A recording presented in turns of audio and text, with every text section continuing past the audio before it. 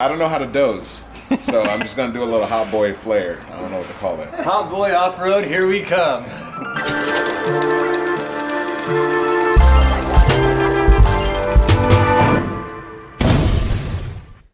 Good morning, guys. Welcome to Staff Inspection. That's right. Back to that, well, I guess my favorite Jeep in the shop.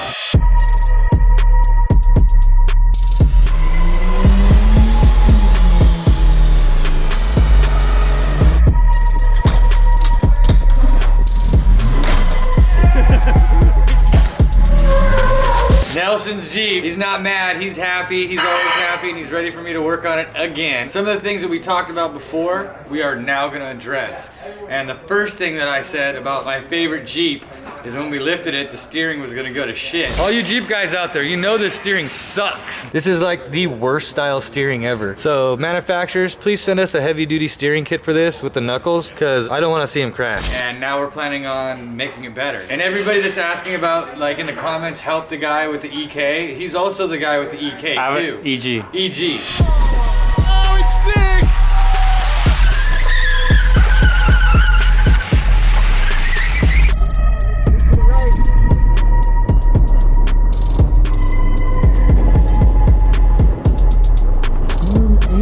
So I will be helping the EG guy, dude. He's right there, and I love EG, so EG Honda for life. That's gonna be the next project after this. Let's get through this and then we'll start talking about that. All right, so to begin with, let's just go over the parts that we chose to put on this. And Nelson went out and sourced these. Begin with steering. It's called Cab Fab, and they make, it's a super heavy duty chromoly bar with Heim ends. This will get rid of all that stupid tie rod crap that he has on there right now, and everything will be heavy duty. As well as we got some wave spec rotors to increase the braking. As you know, it's all factory right now, so anything's better than factory. These being the wave spec design with the heat escaping slots and all those good stuff. Where's this go? Doritos don't fit in Jeeps. Go here. You'd have to put a lot of cheese on it for it to get in there.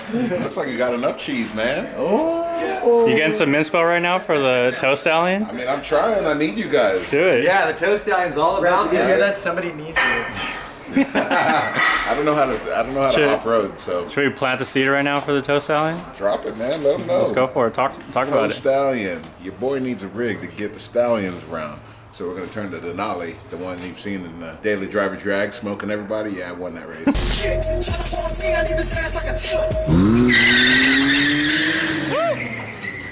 Actually really close, but Dan has it.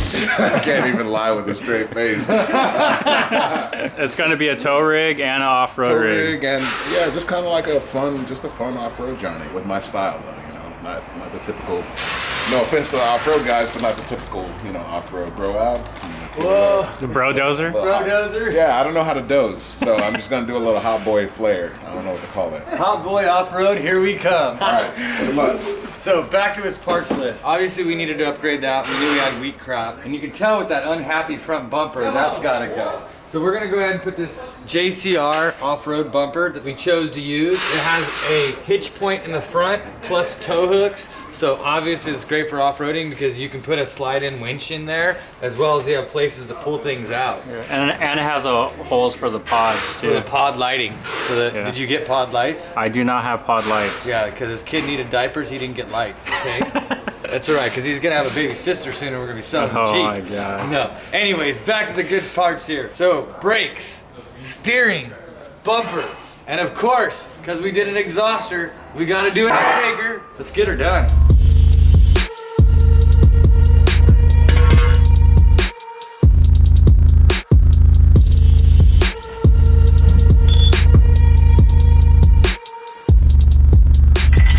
Yeah!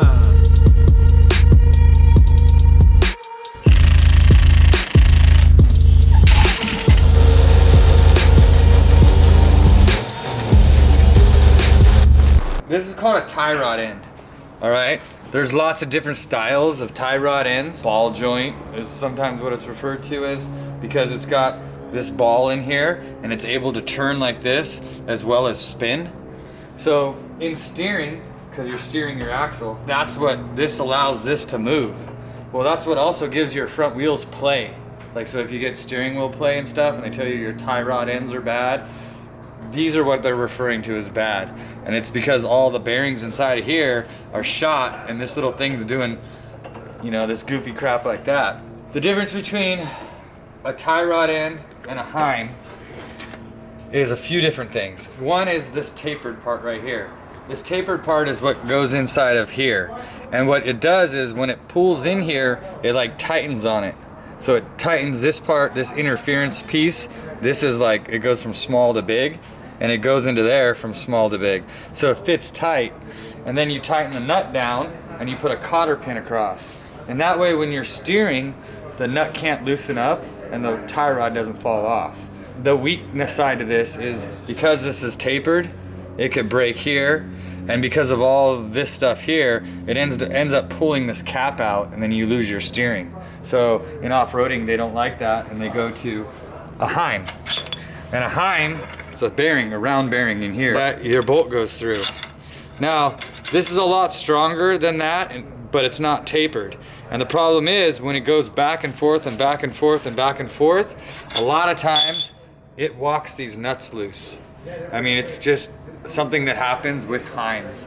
So tie rods, meaning that there's a pin in there, it can't walk the nut loose because the pin's in there.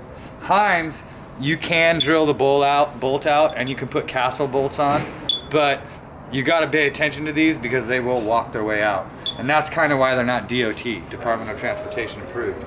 These are not legal to be on the road, but they're super strong. Those are legal to be on the road, but they're super weak. So that's the difference between upgrading to Heim steering.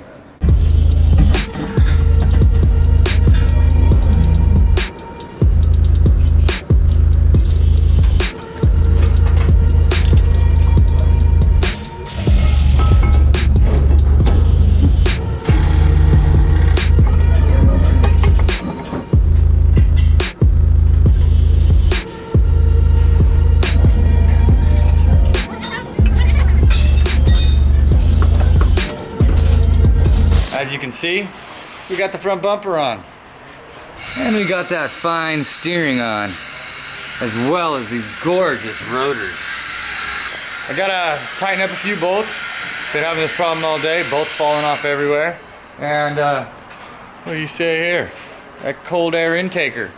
So we gotta get back at it. We gotta tighten up everything. We got everything pretty much on and fabbed up. And old, this guy and me have to tighten up the bolts.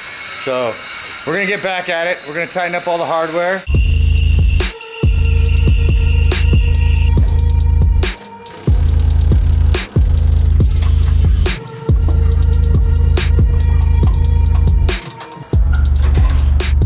Like staff inspection Jeep 2.0. So you probably cut back to the first time when we put the KM3s, the race lines, the Rubicon Express, and the front fenders on. That was stage 1.